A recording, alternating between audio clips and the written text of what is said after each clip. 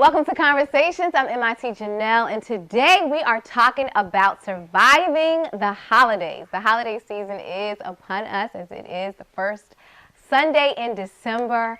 For some of us, it is a time of fun, excitement, social gatherings, family fun, wrapping presents, and so much more. But for others, the holidays can be a time of sadness, depression, what we call the holiday blues. Some may be feeling the effects of the reflection of a deceased loved one. And then for others, the holidays are a time of stress because of finances, not being able to buy the gifts that they want for. A person may not be able to buy the gifts that they want for their family. So we're going to talk about how to deal with the holidays, how to navigate it all and come out in one piece, P-I-E-C-E and P-E-A-C-E, peace, all right? Because that's what it's all about. There's no need to do all this and not have some peace. So let's talk about this, ladies. Holidays, holidays, holidays. Happy holidays to everyone. Merry Christmas. Holidays. Christmas will be here in a few. Now, let me ask you this. Do the holidays feel the same to you as it used to? I used to say that the holidays didn't feel the same. So what I said was I need to do something different. Mm-hmm. It's not the same because I'm not the same. I'm not the child I used to be. I'm a grown woman with grandchildren, so we have to do something different. So my husband and I decided that we'll start our own traditions in our own house so that our children can grow up with feeling the way that we felt growing up as children.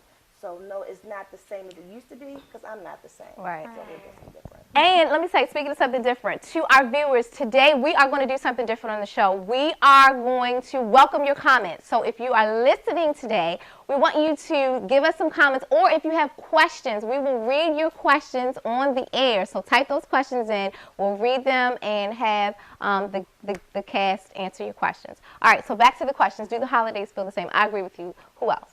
Well, I think for me, as Nikki has said, it has changed, but those traditions I incorporate into my, into my holiday, like playing Christmas songs and setting the atmosphere. Like my mom would stay up all night and cook for whatever crazy reason. I do the same thing.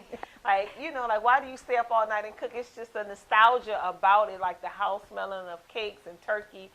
And you begin to incorporate, like Nikki said, some of those traditions that you were brought up in, especially when you set an atmosphere of peace, the P-E-A-C. Right, right.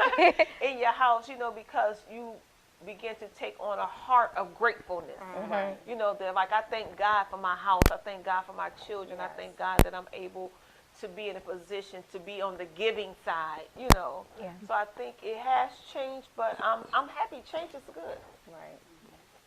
I think that some of the change has to do also with the fact that as our family members mature and grow and they marry and they pursue different things in life, then as being part of other family units, then it's that time has happened frequently in my family where you have to deal with the fact that everybody is not going to necessarily come to mama's house or grandma's house like they once did. Because that means they have to find a way to balance that time so that the in-laws don't feel slighted while this group doesn't feel slighted. Right. So we have to come up with other dynamics in order to handle that so that nobody feels left out of the mix, so to speak. So that is different because otherwise it used to be everybody went to the big house, and at the big house you brought all your friends, you brought about yourself and about 5 other people and all like that, but that's how it was done. But in this day in which we live now, because the dynamics have changed, if we're wise enough not to bring added stress to it by getting an attitude because everybody doesn't want to go to this one's house, then it's negotiable. We can manage it. So that is a difference there. I go from writing out my wish list, my Christmas list as a kid, and sliding it to people to the list being slid to me. I go from that because as an adult and as like a caretaker of some people, like auntie, can I get this? Or you getting those slick little text messages or whatever. So that position has changed, but the traditions are still there. Our parents are still around, so we all still try to gather together and fellowship and we try to keep it peaceful. Some years it wasn't as peaceful. Yeah, but we, as we're gaining in age and growing in maturity, we're trying to, make it about family and leave the pettiness alone. I would agree that the position has definitely changed, and I think that that's a part of it and why it feels a little different. Because I too was the one sliding the list, and now I'm receiving a list. But also, when it comes to like Thanksgiving just passed, so me once like house hopping and going to everyone's house to eat and things like that, and now being the one who's doing most of the cooking, like I was exhausted. So going from like being the one mainly to entertain and playing all the games and things like that, and now actually hosting, like it's exhausting. So like 3 hours, 7 hours. Because I was so drained. Like you really can't. You can do it, but I feel like you just need to team to like cook and host and like make sure that everybody's accommodated, and then to try to play games like I don't even know how to do both because it's really a challenge. But it just takes a lot to put forth that effort to bring everybody together to make sure that all parts go together. So our tradition is a little different. We don't have like a big family, so we normally just go to my mother's house. But now, since I'm the only person in my household, it's like, what's the point? Before, I wasn't putting up a tree because there was no need to put a tree up. Before, when my son was younger, yes, we get excited about the tree. But now it's like, okay, I'm just going to throw the tree up just to say that I have one up. But what we do now is just go to my mother's house. And there are sometimes I don't even see my family because they're traveling to their grandparents' house and their father's house. But it's no love lost, we still have that Thanksgiving time to spend time with them. But I think you just got to know the meaning of it. And I know, like Minister Rachel said, you got to come together as a family in love, and I think we don't get asked what we want for Christmas anymore. I know I don't, so it's more of the kids just saying, hey, this is what I want. Can you get it for me? And, you got to say, okay, we'll see. That's been my word the past 2 months now. But, so, I mean, it's still fun, but you got to know the meaning of it. That's good, because we'll see means I'll take my time. Don't put no pressure on me. I'll get it. If you don't get it, I never told you I was going to get it. So, all right, so here's the thing. There is something called the holiday blues, as I mentioned at the top of the show. And that can happen because of a number of things. A person can feel, stressed because of their finances, stressed because they can't be with their family, stressed because of, the over-commercialization of Christmas and the holidays. Anxiety, depression comes upon a person. Have you ever seen someone with the holiday blues, or have you yourself experienced the holiday blues? I have. Yeah. I was thinking just now about my grandmother was the one. Grandma baked and she cooked. She did the whole 9 yards of it. So when we knew we were going to her house, she didn't ask us to bring anything. She just would get an attitude if you didn't come. But she would do all of this cooking and so forth. But I do vividly remember one Christmas, a couple times, she just, after everybody was kind of settled in, she started crying. We said, well, Mom, what's the matter? What you crying about? She said, oh, it's all on me. It's all been on me and stuff like that.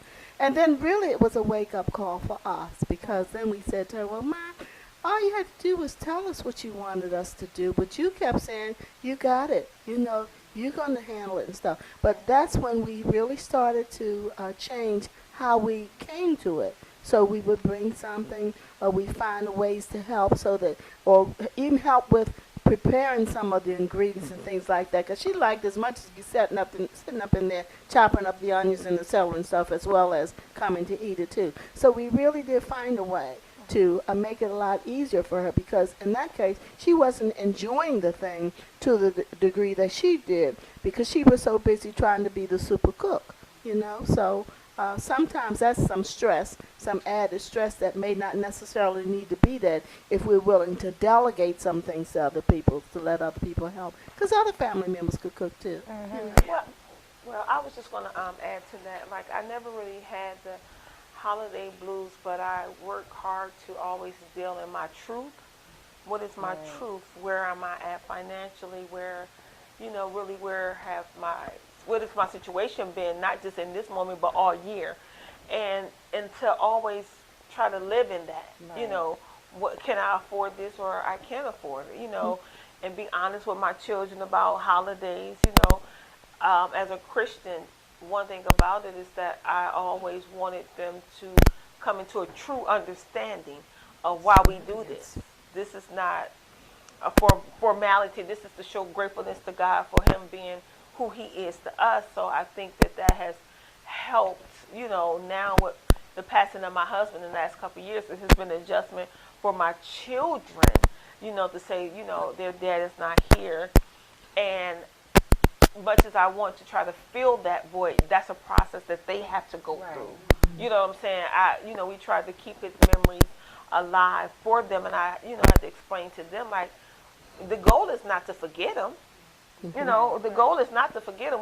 He will always be a part of us and the laughter and the memories, but to be true to where you at, and to true to your lifestyle, and to true, you know what I'm saying? Like, even for me, I had made up in my mind that I wasn't going to waste food, and so I had to scale back in cooking so much, and all of this out of formality.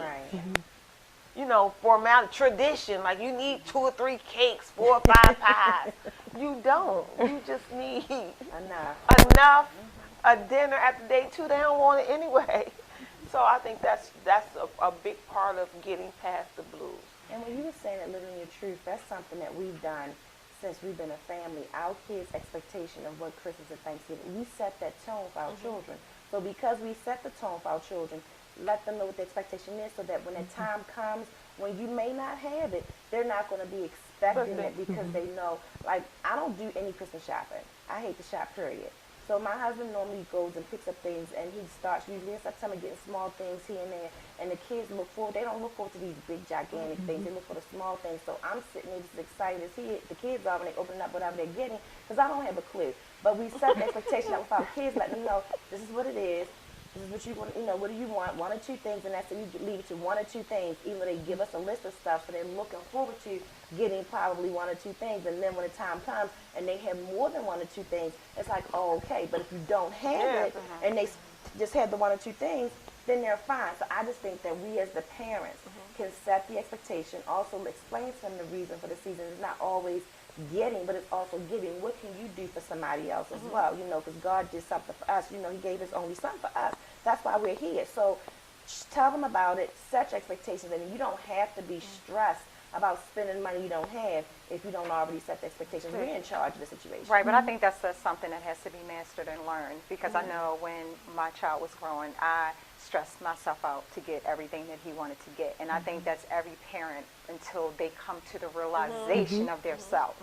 So every year, me and his father, we go back and forth, what you want to get, what Nintendo game you want to get, whatever the case may be, and we make sure he got everything that he wanted. But now, as you grow older, you become mature, you take your money serious. You don't want to go in debt in January. You want to at least have $20 in your pocket and not have anything, So I've learned to, okay, this is my budget. And whatever doesn't fit in this budget, we're not going to get it, But if you have that opportunity to kind of like check yourself to say, okay, I'm not going to do this, I'm not going to do that, And sometimes we get all of these things when the kids just really want 3 out of the 20 you don't put under the Christmas tree, So I think we just said, okay, what's more important to you? You want this, and you want this versus everything else. But it's something that has to be learned. In my case, I had to learn to say no. See, I think with me working at the bank and just seeing the different people coming and being stressed out about it, and growing up, seeing my sisters run around crazy trying to buy stuff, because I have older siblings. So I saw that. So I said to myself, I'm not going to put myself through that. I'm not going to put my children through that. So I set expectations in the beginning. So I had the fortune of watching my older brothers and sisters go through that and sit there and see they buy all this stuff, and then the kids only play for 1 or 2 things. So that's where I learned from watching. So I think that, and instilling in my kids 1 or 2 things, because you can see it. And working in the bank, you see these people coming stressed out because they've charged up all these cards. Now in January, they're trying to figure out how to pay the cards. Well, it had to be a deserving thing too in my household. Like, you ain't just coming up on Christmas and you've been acting a monkey all year. Right. It was some dry Christmases around there too, because if your grades wasn't right, I have an expectation with my coins. That's right. My expectation from my job is that I show up. My expectation from you is that you behave yourself and you get certain grades and maintain certain behaviors. So Christmas wasn't always an automatic. Correct. It was some dry ones. Like, no, she ain't getting nothing. That's right. You okay with it, right? Because you act a monkey all year. She said a monkey. I'm just saying, because the reality is that, we know that Jesus is the reason, and sometimes we know as parents that we didn't get what we deserve. And we can't nurture misbehavior. That's right. Certain things we have set us up because we have nurtured these. We have really self-damaged ourselves, self-inflicted ourselves to saying certain behaviors, certain thought processes that's not necessarily rewarding, that should be rewarded. That's if you're right. struggling, you shouldn't be buying no Christmas. That's right. And that's just a self-inflicted one. Your kid ain't had nothing to do with that. They didn't. You the adult, they the child. So you have to really put that in perspective. And like Elder said, some of the things, most of them, you grow to understand. Right. I don't even think, that is amazing as well, but it doesn't always have to be about the misbehavior, obviously, but it's like, if children haven't been, or people haven't been, held themselves accountable for, like, valuing the things that you've given them all year. Right. Right. Like, That's a good for one. example, my nephew, I lecture him all the time. I get on his nerves about how much I lecture him, but, like, he will, like, for example, like a remote control with his game, like, he gets really angry about playing the game, and he throws his remote control, or he breaks his headphones. It's like, oh, bro, don't ask me for a remote control or headphones for Christmas. Like, you didn't value this all Correct. year. So I think it's an opportunity to kind of educate children about, like, the value of money, responsibility, like taking care of things, because we're not just going to replace it. You think you're going to keep this thing this way all school year, all year, and I'm just going to replace it because, it's Christmas. That's not how it works. So I think it's a good opportunity to just tell children, or people in general, like, well, this is how it works. Like, I work hard. Like, when you start working, and this is how much. You don't have to overexpose children to, like, oh, like, we're paying bills, and this is how much this costs. We hungry. Like, Right. It's an opportunity to teach them, because a lot of people say once they get in college, it's like, nobody taught me about, like, financial literacy, and nobody told me about how to pay bills and, like, the value of money. So it's like, when does that education start? It's like when they're young, like, oh, you're breaking this. This is how much this costs. This is why my baby, they work everything. So, so giving them the value of money and how much things, I think they would appreciate this a lot more. They wouldn't ask if they value the things that you actually give them, and then maybe the Christmas that's what it is. I have seen so many people, take away from the holiday spirit because of the stress, because of the hustle and bustle of, I gotta go to the mall, I gotta get this gift on sale, I gotta go to this Black Friday sale because, I gotta get this from such and such. And then you get it for the person and they may not even like it. You stressing yourself out over a month, right? Tell me this, how do you handle what's a good way to handle the stress of the holidays? And to our listeners and our viewers, again, where you're welcome to send in your questions. Tell us how you handle the stress of the holidays. Minister Rachel. Sometimes it can be overwhelming, especially with dealing with the loss of a loved one. Yes. Like, I remember the first holiday season after my sister passed. We all get together, hang out, and my older sister was like, come on, let's take a sister's picture. And we went out there and we took our little sister's picture. My younger sister, she was just so heavy with it, like, this don't feel complete because she's not here. And so trying to get past some of that heaviness, you got to, Philippians 4 says, think on these good things, things that are lovely, things that are noble, things that are kind, and let God's peace come in. So we had to start thinking about happy memories, even though she wasn't there, to come on and, remember, she opened them Christmas presents before it was even Christmas, like, Merry Christmas, ho, ho, ho. We started opening up things, like, we had to start bringing up good memories instead of the fact that she wasn't even in. So think on good things. Anyone else? And I think it's about the people that you're around. Like, you can go on any vacation, but it's nothing like good company. Right. It's nothing like being in your living room with your friends or your family members and just having good laughs and good times together. Right. Good. Well, I will say Christmas comes around every year, right? Same time. Okay. So it comes around I just wanted to be sure. It comes around every year. I think just dealing financially with money. Yep. If you have that expectation of, I got good kids, or, I just want to make sure that, I get what I'm supposed to get. A great thing to do is go into your financial institution, because I know they have like holiday, Christmas savings accounts. Yep. Start in January. I'm in the middle of a December challenge now. Y'all keep me in prayer. Just trying to save money day by day, but I'm telling you, discipline works as long as you continue to be committed to it. So for those who say to themselves, you know, it's stressed out, I got 30 days to go shopping, or less than that, 24 days to go shopping, you should start in January and just put, it doesn't take much, $10 to the side, $20 to the side. And by the time you get to November or October, you say, this is the amount of money I have, I'm going to go ahead and spend that money on Christmas gifts. And that's it. Now, if you come up with a good chunk of change, you're like, wait a minute, I can pay this credit card off, I can pay this bill off or whatever, and still have money to go shopping.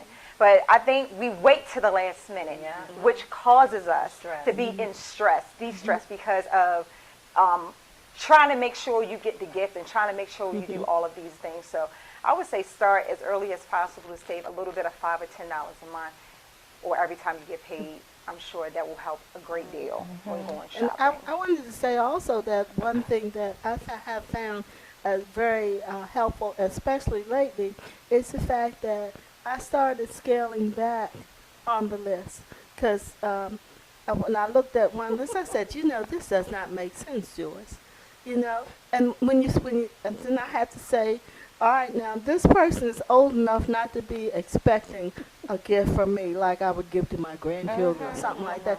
It's just not going to happen. That just doesn't make any sense. Right. So if people don't create a list, I think they need to create a list. They need to give themselves a budget concerning what they want to spend or how much they feel they can spend. If somebody wants a $200 gift, let their parent or somebody else get it for them. I'm serious, you know. But other than that, I'm on a fixed income. There's some things that I want to do, and I think that my grandchildren would look a little bit more forward to getting something from me than older adults or even my siblings. I announced to them, I said, this year, I'm not giving anybody gifts except to the grandchildren. I just made that point because after January, we were looking at these humongous bills and stuff like that. This doesn't make sense. So, and I just gave, even with the grandchildren, I gave a price limit as far as how much I was willing to spend because it was getting to be outrageous and unmanageable. So I said, now let's do something better. Plus, I want to go on a vacation You want trip. vacation too? And I was looking, struggling, trying to figure out how I'm going to get money to do this. Yeah. You know, so I didn't neglect them.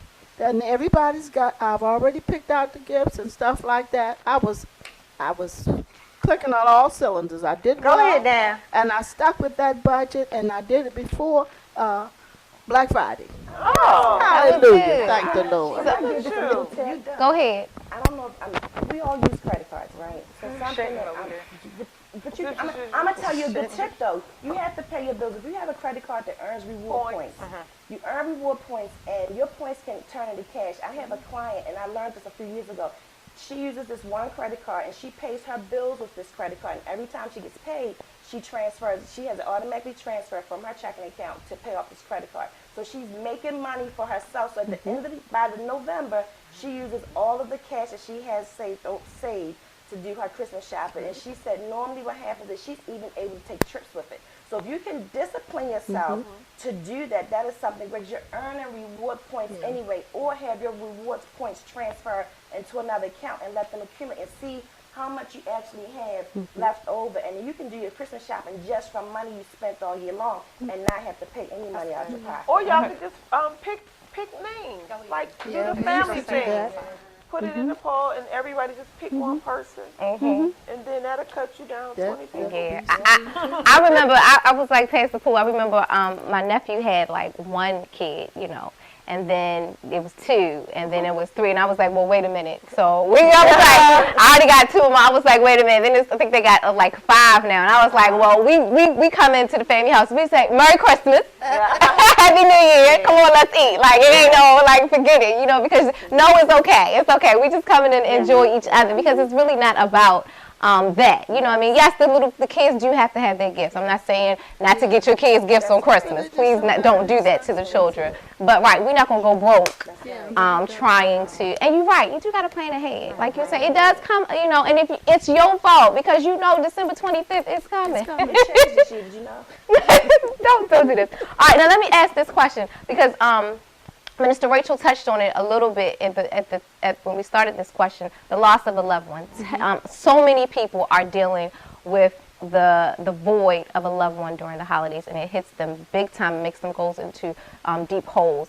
Give me some advice to the viewers who are watching and saying, it's so hard for me right now. I go into, and I've talked to people that say, I go into crying spells. I don't even want to go to the family house because mama's not there, daddy's not there, my significant other is gone. What kind of advice do you have? I think for me, I lost my husband, then I lost my brother, then I lost my dad recently. And I think the goal for me is just to encourage you that you don't have to forget them. It's not a forgettable moment. It's a memorable moment. You know, when I think about my father, I laugh. When I think about my brother, and I think about my husband, just all the happy times. And one thing the passing of them did was take all the hurt away. Like, when you look at certain things, you could only associate hurt and pain and disappointment. And sometimes in passing, you could just learn to think on the good things. Yes. The Bible says, whatever's lovely, whatever's good report, think on those things, because what happens is that the enemy is working to distract you, and you have to bring your mind into subjection. The Bible tells you to pull down the strongholds of your own mind, so that's not something that God is going to do for you. That's something that you have to really come to yourself to say, okay, I love them enough, and they would not want me to be in this situation. If they were here right now, would they be okay? Like, I thought I left you in a better condition, and I think that it's okay to pull out the pictures and pull out the videos and tell about the stories and the jokes and different things, because all of those things will bring joy, back to you, and to say, I thank God that I had a chance to know you. And that's really what it's really all about. The Bible tells us that we just pilgrims. I don't know, that's a song. Pilgrims passing through here. This home, this world is not our home. We all have to go this way. And I know when people say that, it don't take the pain away, but it's a reality that we all really have to come to, that we all have to leave at some point, and we have to cope with death as being a part of life. I think everyone deals with death differently, and it took me a while to get to this place, but when we think about the things that we'll never be able to do with that loved one, I think that causes a lot of the heartache and a lot of the pain. So for me, what I have done is I think about all of the good times that we had in the shit, because realistically, death is coming. Yeah. It's unavoidable, and I don't think that we're prepared for it. But we should know that either I'm going to go or you're going to go, but one of us is going to leave here. So looking at it and sharing what you had, experiencing those things, and don't put so much pressure on yourself of saying, I'll never get a chance to. Because if you think about it, if you've lost somebody, when you start thinking about the things you'll never get the chance to do with that person, that's when it brings a lot of sorrow, a lot of heartache, a lot of pain. But when you start to think about all the things you got a chance to do, and really allow your mind to think about the things you had the chance to do, like, wow, we really had an opportunity to do these things. So I just encourage anyone that has lost someone. We lost our son years ago, and the first 3 years were very, very hard for me. But I had to sit and think about some things. Think about all the things that God allowed to take place in my life. Not that I don't grieve. I still grieve. I still go through my process. But I also cherish what I had, and I had to change the process of thinking, I'll never get to see him graduate. I'll never get to see him have kids. When you go through that, you put yourself in a place, and it holds you bondage. So find a way to set yourself free from that and celebrate the person's life and the things that you had an opportunity. It was a gift. No matter how long of a period of time or how short a period of time was, think about the gift that God allowed you to have in that person or in those individuals. And I'd like to say this too, that when people are bereaved, and especially if it's very poignant at celebration times when people get together and we tend to remember them or associate them as being in the midst and so forth. Sometimes grief is the expressions of it is delayed.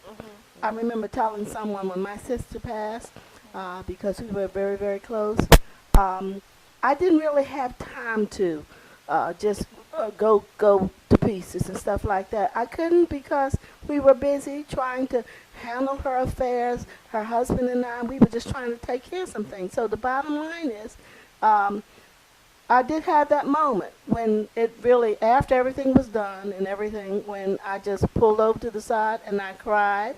And then after I cried, I was good and I went on. So the point that I make is, don't tell yourself, don't cry. But what I say is, if you cry, go ahead and let it out, but don't stay there. Don't stay there. Don't stay there. After you've gotten because tears are given to us by God for a reason, just as the giggling and the smile and the laughter. That's a part of how God helps us to experience stress relief. Yeah. So, but the bottom line is, don't hug it to yourself, but let it go ahead and let those tears come. And then after they've come, don't stay there. Think about good things that are pure and lovely and praiseworthy and things that will cheer you up and the funny things that person did or the touching things that they did, which brings laughter and a smile and a different change of atmosphere and attitude in you, which is healthy. So do it that way. That's what I suggest. That's good. And then the holidays are a time of joy, a time of a lot of fun and a lot of laughter. So I want you all and the viewers out there, again, you can ask your questions and put some comments and let us know what are your favorite holiday moments. Those of you that give us those comments, we're going to actually read them on the air. So I want the ladies can hear and we'll comment on them as well. So ladies, what are your favorite holiday moments? Is it making the Christmas cookies, opening the presents, decorating the trees? Let's have some candid moments. For me, I enjoy my family coming together and we putting up a tree. We normally would do it the weekend after Thanksgiving, but it was always running into somebody's work schedule. So I said, we're going to do something different this year. And they was like, Mom, you're crazy. We put our tree up the Sunday before Thanksgiving. But they all came over, my grandchildren, my children, and we put the tree up. Nice. We baked cookies. We had eggnog, and we played taboo. We had so much fun. I love taboo. And they really enjoyed themselves. And I had all of, either my son's not going to be there or my daughter's not going to be there. But I was able to get everybody together because I picked time. They were off. For Sunday, we don't have nothing going on. I'm like 6 o'clock, we at the house, and we all came together and we ate pizza, and it was so much fun just watching. I was in tears just seeing how my family has grown because we now have 4 grandchildren, and then we have our adult children. So it was like so much fun. It was just exciting. D.S.T. Toya? I have several traditions. My nephew and I, we put up the tree together, but when we do it, it's kind of up in the air. We'll do that, because sometimes the night we don't take it down until like after the Super Bowl. I know a lot of people are against that. Wow. Keeping it up. Wait a minute, so that's after The Super Bowl? so what's that, February? February. Yeah. She's one of them. She's one of them. That's the people who be riding down the street like, it's Valentine's Day. So look at that Christmas lights up. Go ahead, Toya. Go ahead. So we'll do that. We'll make stuff like that. But my family, everybody, we don't really need a reason to get together, but we get together. Yeah. So my great-grandparents are like 93, 94. Oh, wow. To like over my great aunts and just like everybody was playing spades, Uno with the spades, but they don't play spades. So we Oh, what? people playing spades and like, we were playing Uno and then like everybody was dancing. We just like cracking at each other having a good time. So we don't necessarily need a reason to get together other than to just get together. Just spending time together is good. So. Well, my favorite time of the holiday is eating. So my mother does a lot of baking, and I enjoy eating the apple cheesecake. And I enjoy, I've had that yes, cheesecake. honey, It's I good. enjoy, Good. you It's know, real good. she finds recipes with different cakes, and I enjoy testing them out. And I enjoy taking them home. So I think my memorable moment is watching my mother bake and watching her cook. And I know it's something I probably should be doing. And when things like that happen, I think that's the time that you should cherish. That's right. You should cherish, you know, my mom is 65. She don't act like it, but she's walking around. She's doing all of these things, and that's time that you can just say to yourself as, oh, you know, I remember my mom made this, and I remember when she made that. But I love to eat during the holidays. I'm sure I gained about 15 to 20 pounds back. But I just like, you know, trying things out for the holidays and just sitting around watching movies and, you know, just sitting around and just talking. That's just our family thing to do. Anyone else want to share? My husband has this tradition. He loves to pull out Nat King Cole. Chestnuts from yes. fire. Yeah, he loves to pull that out, and I like it when we open the gifts. He's gotten a little bit away from it here lately, but we'll have to address that.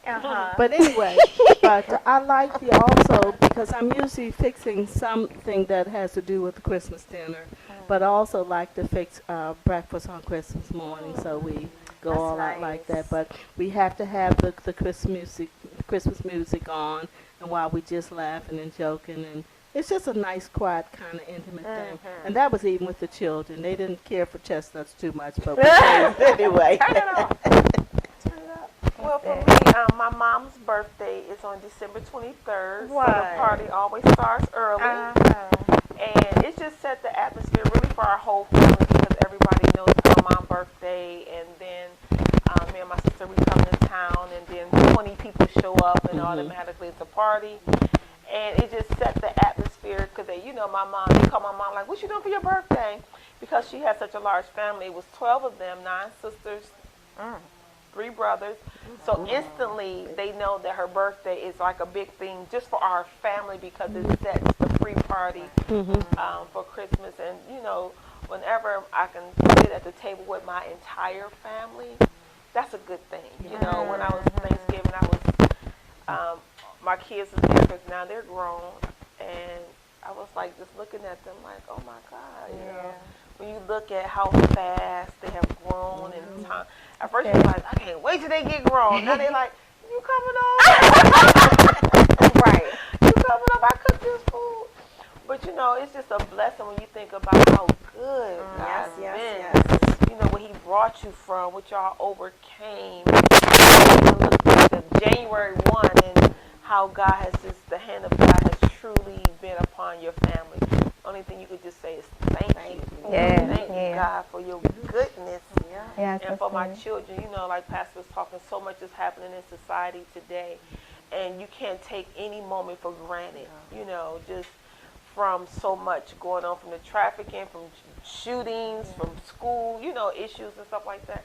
I just thank God that he's been good to me. Amen. My favorite is the decorations. I can go, like, I'll be in the store and I want to, like, get everything. Like, even on Instagram, I'll be looking at, like, the pages that they decorate the houses and stuff with. I love Christmas decorations. So, for me, you know, the family tradition is just decorating the tree, putting the lights outside, putting the, you know, putting the blow-ups outside? No, I don't do the blow-ups. I'm not a fan of the blow-ups. Not, you know, nothing personal against those that do it. Just, you know, not personally. But I just love Christmas decorations, putting the trees, and we do it the day after Thanksgiving. So it's just a fun time. So let me ask this: Jesus is the reason for the season, right? Or is he? Yes, he is. Okay.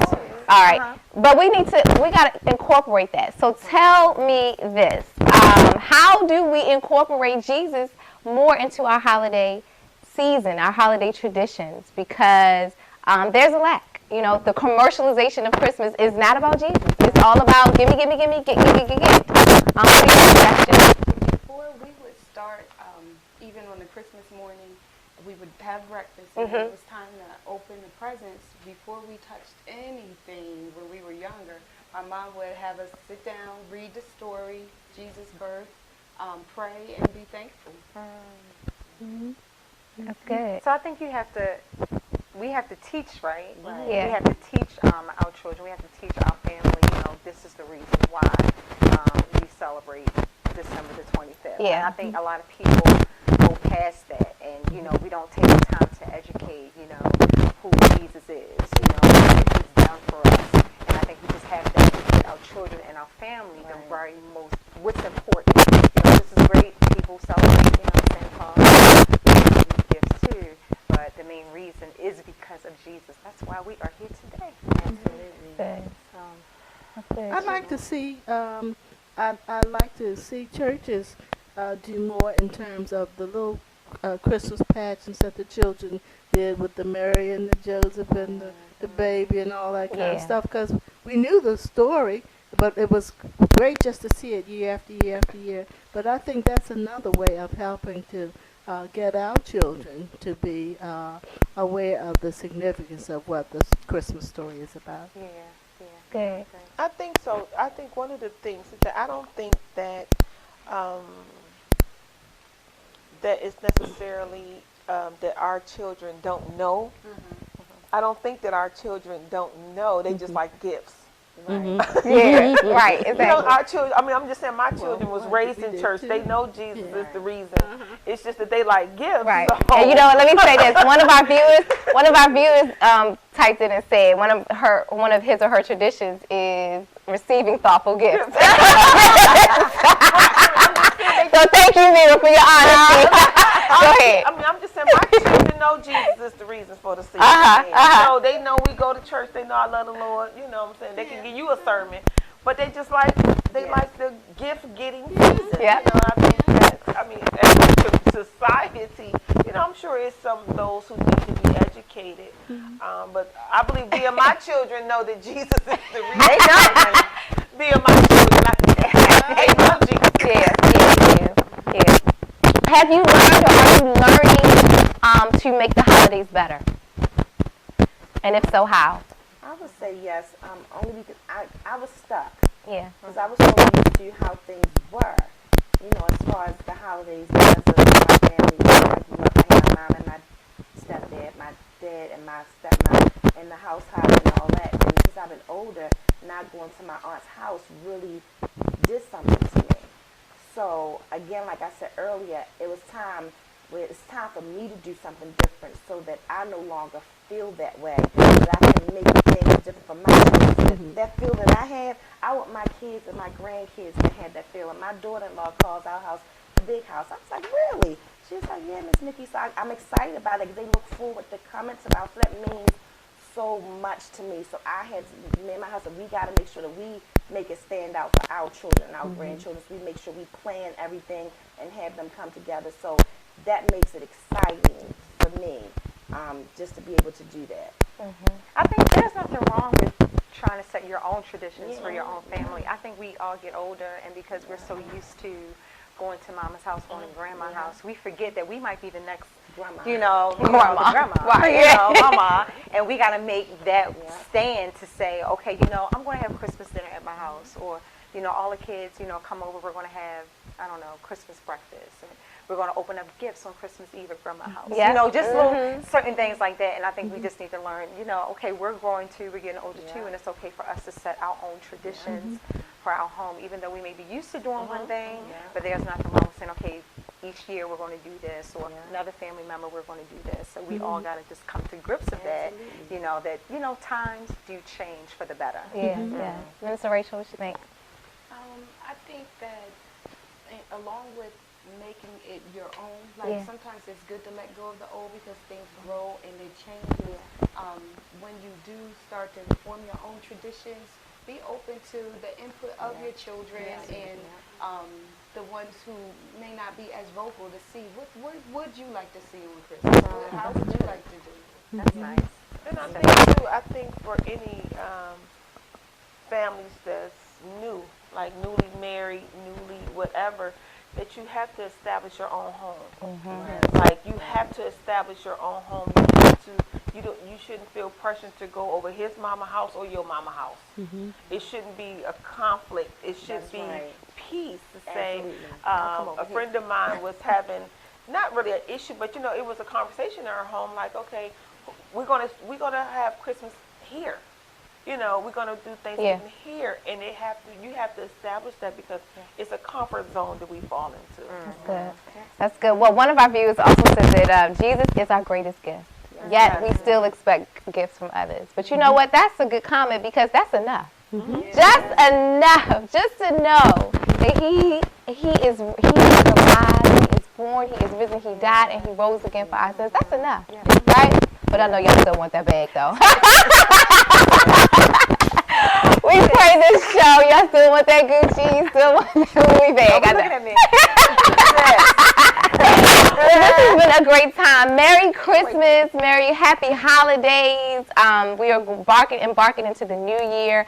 To our viewers, we are excited about this month. We invite you to come and be a part of our New Year's Eve service. It's going to be on, of course, December 31st, 6 p.m. and 9 p.m. 2 power-packed services given by our man of God, Pastor Tony Smith, and we want you to be a part of it. We pray that this will be a great holiday season for your family. We pray that you have enjoyed the show. Continue to make your comments. We'll continue to read them. We do enjoy you being a part of the show. Of course, you can tune in next week for Let's Talk with Victory. And until then, you have a blessed and a happy holiday season. We love you. Bye-bye.